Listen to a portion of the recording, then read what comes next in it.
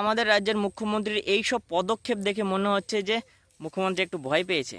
আগের বছর যেমন লক্ষ্মীর ভান্ডারের মাধ্যমে নিজের ভোটটাকে বা নিজের সিটটাকে ধরে রাখতে পেরেছিল, এবছর মনে হচ্ছে একটু নাড়া লেগে গেছে। কেন এসআইআর এর বহুত নাম বাদ গেছে, যারা ইলিগাল ছিল তারা মোটামুটি দেশ থেকে বেরিয়েছে, অনেক ভোটের লিস্ট থেকে অনেক ভোটার্স বাদ গেছে, যেগুলো আর কি বলা যায় রোহিঙ্গাদের।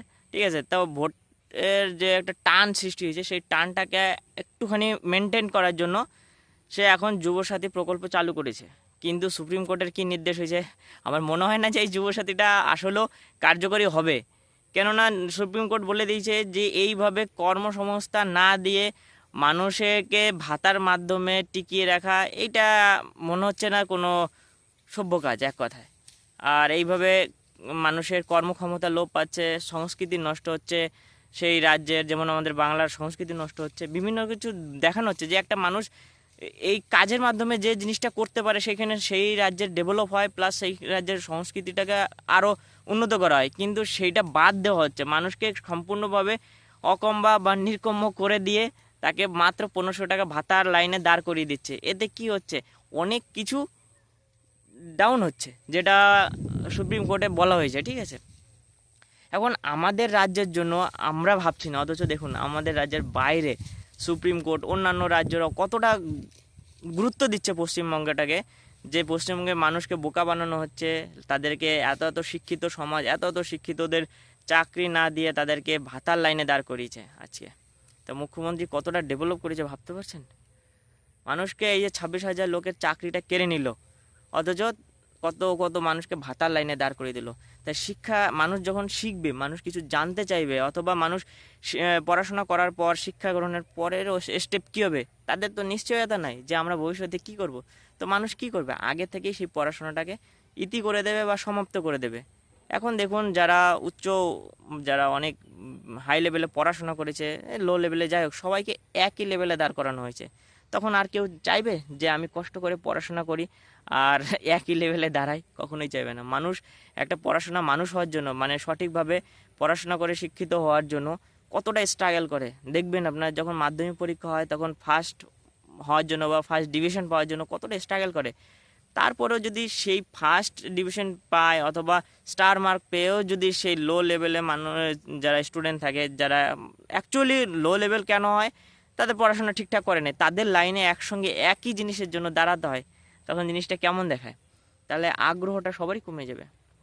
ইদানিং পশ্চিমবাংলায় যে পরীক্ষাগুলো হচ্ছে, তাতে যখনই পরীক্ষার হার দেখলাম, মানে পরীক্ষার হাল, যে পরীক্ষার শেষের দিন প্রশ্নপত্র না কি টুকলি হবে, যাই হোক কপি ছিঁড়ে ছিঁড়ে রাস্তা ভরে দিচ্ছে। তার মানে এই রাজ্যের শিক্ষার ব্যবস্থা বোঝা যাচ্ছে যে শিক্ষা সম্পূর্ণ অধঃপতনে যাচ্ছে। অনেক স্কুল বন্ধ হয়ে গেছে, সরকারি স্কুল, প্রাইমারি স্কুল। বেসরকারির থেকে এখন যেভাবে চালু হয়েছে, মানে টাকা দিয়ে পড়তে হবে, আর সবার কাছে আমার মনে হয় না সেই পরিমাণ টাকার আছে, কেননা কর্মই নাই, তো সে টাকা কোথা থেকে পাবে? সেই হিসাবে বেসরকারিতে সবাই চান্স পাবে না, তার মানে শিক্ষাটাকে একদম ডাউন।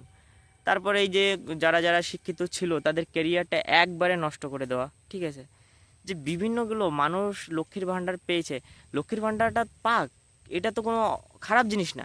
কেন, আমাদের রাজ্যের মুখ্যমন্ত্রীর, আমরা জানি তিনি একজন টালির ঘরে থাকেন। ঠিক আছে, তিনি একজন টালির ঘরে থাকেন, তা টালির ঘর থেকে এত টাকা বেরোচ্ছে, আপনার কি মনে হচ্ছে একটা মহিলার ইনকাম কত হতে পারে?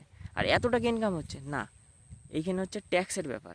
এখানে আমি, আপনি, আরও লোক যারা ট্যাক্স দিচ্ছে, সেই ট্যাক্স একত্রিত হয়ে সেইটাই আবার ডিস্ট্রিবিউট করে, মানে সবাইকে ভাগাভাগি করে দেওয়া হচ্ছে, সেইটাই হচ্ছে লক্ষ্মীর ভাণ্ডার। তারপরে আপনার টাকা আপনাকেই দিয়ে বুঝিয়ে তিনি ভোটটা নিয়ে নিচ্ছে, আর কাদের উন্নত করছে সেটা তো আর বলার বিষয় নাই। আজকে চাকরির দিকে কোনো ব্যবস্থা নাই, ডেভেলপের দিকে কোনো ব্যবস্থা নাই, শুধু ভাতার দিকে ডেভেলপ করে দিয়েছে। মানে ভাবতে পারছেন এইভাবে একটা শিক্ষিত সমাজ টিকে থাকবে? আর একটা কি জানেন, মেন তো ব্যাপার এইগুলো না, আপনার বাড়ির গার্জেন যখনই দেখবেন আপনাকে কোনো কিছু করতে বলবে, তখন যখন আপনি সেইটাকে অবাধ্য করবেন না, তাকে বাধ্য করার জন্য কি করে, তার খাবার দাবার বন্ধ করে দেয়। বিশেষ করে যে খাবার দেবো না আজকে তোকে, এইভাবে থাকতে হবে, ঘরে ঢুকতে দেবো না, তখন কি আপনেই মাথা নত করে সেই কাজটা করতে বাধ্য হয়। তা আমাদের পশ্চিমবাংলার সিচুয়েশন ঠিক এমনটাই হয়েছে। আমাদের মুখ্যমন্ত্রী চপ শিল্প, ঘুগনি শিল্প, চা, কেটলি, বিভিন্নভাবে শিল্প দেখিয়েছিল যে তোমরা এইগুলো করো, কিন্তু তা সবাই শোনেনি। শিক্ষিত সমাজ সেগুলো শোনেনি, তারা তার জন্য প্রোটেস্ট করলো, আন্দোলন করলো। কিন্তু আমাদের মুখ্যমন্ত্রীর হাতে সেই চাল আছে যে করবে না কত দে, আমার কাছেই তো চাবিকাঠি, আমি দেবো না, আপনেই সব কিছু করতে হবে। সেই 1,500 টাকা যুবসাথী ভাতা দিচ্ছে, ওই 1,500 টাকার মধ্যে চায়ের কেটলি আর ঘুগনির গামলা নিয়ে বসতেই হবে, মানে এমন পরিস্থিতিতে নিয়ে চলে এসছে।